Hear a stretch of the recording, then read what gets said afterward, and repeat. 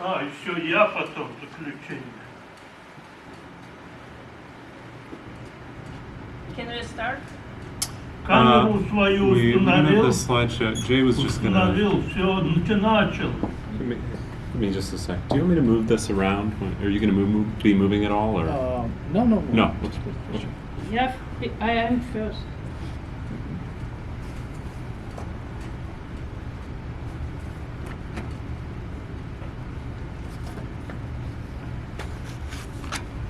Куда? Чего? А? Я первая. Ты сначала. Подожди, еще не нашла слайды. Они на десктопе.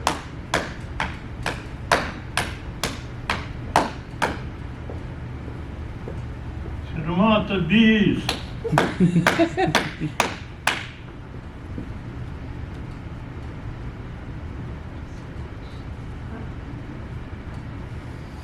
Звука нет. Дать звук.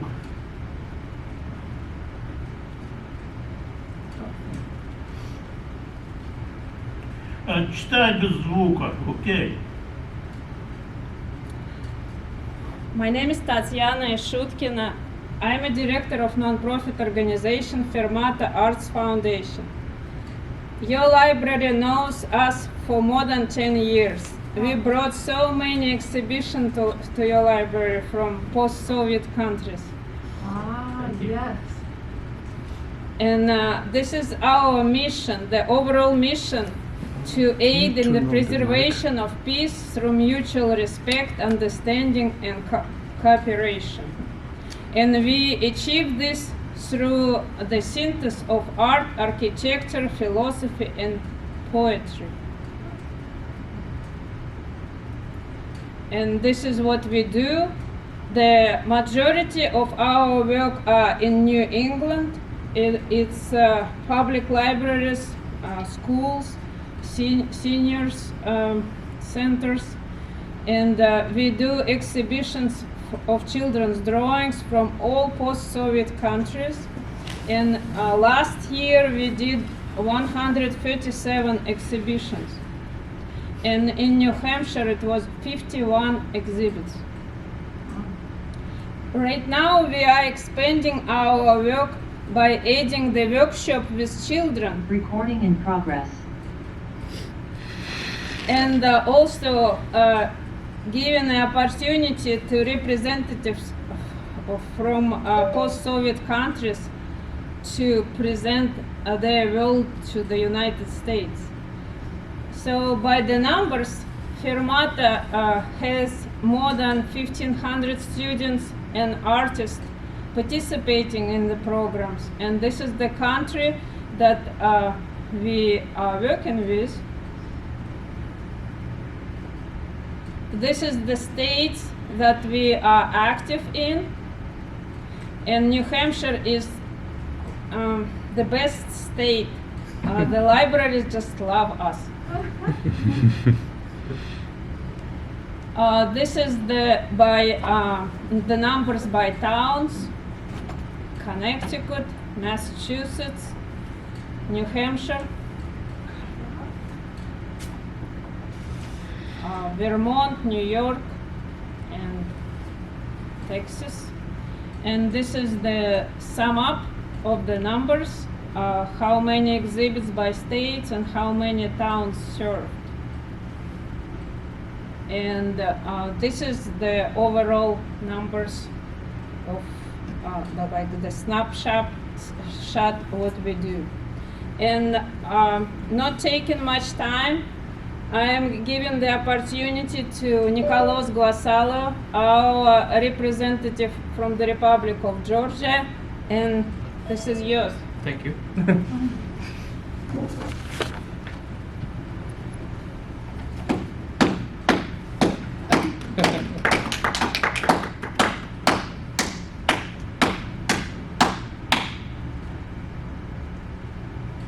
Hello everyone, my name is Nikoloz Gvasalia. I'm a student from Republic of Georgia, and I'll try to tell something about my country and I'll start overall about Georgian history.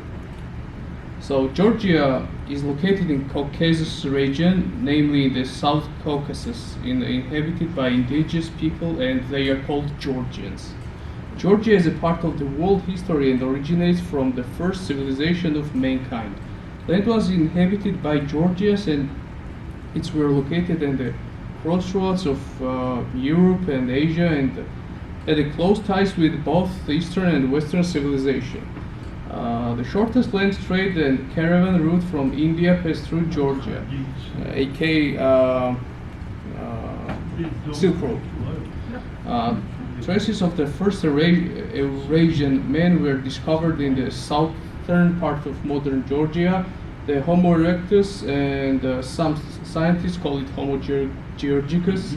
After the place of discovery, it dates back to the 1.8, 1.7 million BC. So this is the location of country of Georgia. It's pretty small actually, and it's located one of the hugest countries in the world. You see Russia in the northern and South Turkey, little parts of Caucasus, Armenia, Azerbaijan, and Iran and Syria down below. And here's a first Eurasian men. We call them Zezva and Zia. So they were found in the southern part of Georgia. So technically, they are first Europeans. I mean, they were found.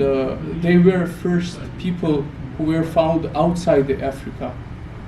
So let's make them first Asian and European people. So Zezva is actually a man's name, and after they discovered that actually she was a girl. So yeah. Georgians are mentioned in the ancient European sources: Assyrian, Urartian, Hittite, and others. From these sources, it is known that on the territory of Georgia, as early as BC in the second millennium, the following states were formed: Diokia and Kolkha, and a little later Iberia. You may heard the word Iberia also in the Spain, and land of the Spurs. So first, like states on the place of Georgia were Kolkis and Dioki in the western south place of Georgia, and after they raised and they became Kolkis and Iberia. Georgia was known as the birthplace of ancient metallurgists, the country of agriculture, and discovered artifacts represent the best varieties of wheat. Colchian flax was at the time the most expensive in the world. Georgians are the best winemakers. According to census conducted by the Russian Empire in the 19th century, there were about 500 more grape varieties. So Georgia is also considered as the first place where wine was making. Like it was 8,000 years ago. They found so it's kind of like a special thing where we place the wine under the soil, and so it was like the first winemaking in the history. All regions of the Georgia have their own ecoculture, which is reflected in our food, songs and dances.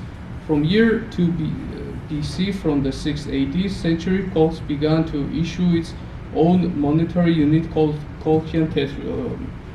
We also call tetri Georgia nowadays. In the 3rd century BC, on the territory of Georgia, also closely connected with the East Parthia, Sasanian Iran, and the Roman Empire, the Kingdom of Kartli Iberia will be formed. The statue of the King Farsman II of the Kartli 2nd century was erected by Emperor Antonius Pius on Mars Square in Rome. So Mars Square was like a main street in the Rome these days. So this is a Medea. If you heard about her from the ancient Greek stories, and she was Georgian actually, So we have like our stories about her, which is like similar to Greek. And if you know, the medicine comes from Medea. She was like first person who was like making a medicine. So there's come from Medea medicine. Yeah. Following the proclamation of Christianity as the state religion in Rome, Kartli also converted to Christianity in the 4th century, which finally determined its political orientation. It was event that led to the new phase of confrontation with the Eastern world. Now this small oasis became a target of the enemies because of the religion. Fortunately, churches from the 5th century still standing on the territory of Georgia, and the lapidary inscriptions of their walls describe us almost every historic facts about the era. I have to mention that one of the 14 scripts of the world is Georgian. And the inscription reckoned with this script was found in Palestine, which dates back to the 30s of 5th century. Christianity was preached in Georgia by the Apostle Andrew, Simon of Canaan, and Matati in the 1st century.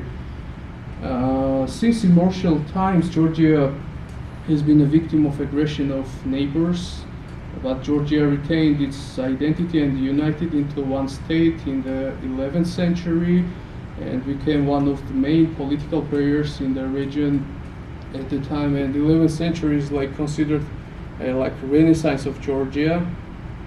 Most of like cultural and art things were. This is the alphabet of Georgia. This is the style of the churches in Georgia, and this is the where biggest was Georgia in the 11th century. So you see a red line, red border. This is a curved Georgia, and yellow Georgia in 11th century. Education was a priority for the Georgian people. The 1st century Roman philosopher Themistus proudly knows that both we and his father Eugen received their higher education in Phasis, modern Pot, which is located in the western part of Georgia. It's like close to Black Sea. You see here. The Renaissance of Europe is preceded by the Renaissance that began in Georgia, and one of the brightest examples of it was the poem "The Knight in the Panther Skin," if you heard about it. Is a Georgian medieval epic poem written in the 20th and 30th century by Georgian national poet Shotan Rustaveli. This is the little illustration of it.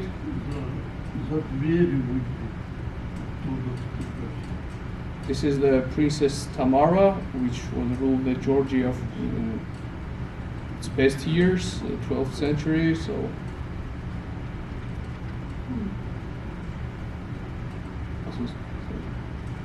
left to see the Crusader and such a different like fashion Georgian king. So it must way different from Europe. If we look at the state administration at the times in Georgia, then it is a monarchical state, although there is also a tendency towards the progress. In the 20th century, there was an attempt to establish a parliament, and if this had happened, Georgia would be the first state in Europe which parliament, because it would have overtaken the first parliament in Europe, the Spanish Cortes. The outposts of the Europe and Christianity in the East Georgia had a big role in the Crusades. It is known that Jerusalem King Baldwin II paid a secret visit to the king of Georgia, David the Builder, and in the epic battle of Didgori, the flag of Jerusalem floated next to the Georgian flag. So Didgori happened in the 1121 year. So against the Ottoman, against the Seljuks. So there was big difference between our and the Ottoman Seljuk armies, but Georgian, the king David IV could defeat them, and in that place he saved our religion and our country, because it was like a to be or not to be. So we could defend our country. This is the King David IV. This is the Baldwin II, King of Jerusalem. You see the old Tbilisi, and I'll tell about it. Ethnicity diverse population Georgia has always sheltered under its wing. Even under Nabucodonosor's 7th to 6th centuries BC, the exiled Jews asked the Patriarch of Sketa, the old capital of Georgia, for the right to settle. The Jews were been living in our country for 3,000 years. It is matter of pride that this is perhaps the only nation and country that has never had anti-Semitic sentiments. And next to the main cathedral of the capital of the country, there is a Jewish synagogue, a Muslim mosque, and a Teshka of the fire worshippers. The Arab historian Al-Farid, 20th century, knows that nowhere, even in Baghdad, Muslims do not feel as good as in the capital of Georgia, Tbilisi, and Arabs and Jews even pay less taxes than the Georgians themselves. Georgia in the 16th century was already designated. It could no longer resist the enemies from the east. The first permanent race of Tamerlane, and black and white Turkmens, then the Safavids, Kizilbash, Iran, and finally the fall of the Byzantine Empire in 53 from the west, and the revival of the mighty Ottoman Empire, because it's from the Europe, although they stubbornly tried to be the banner of Christianity at the crossroads of Europe and Asia. So you see, this is the center of old Tbilisi, ancient place of Tbilisi. This is the synagogue in the middle. Here's a mosque and Ageshta, the place for the fire worshippers. Georgia in the 60th centuries. Until the end of the 18th century, the political orientation was still towards Europe, but the tide turned in favor of Russia, Georgia's northern neighbor, as the Georgian people hoped that Russia could protect Christianity from the Iran and the Ottoman empires. In the 19th century, Georgia became part of the Russian Empire against its will. Along with the statehood, the autocephaly of the Georgian church was lost, and the centuries-old struggle began to restore its identity.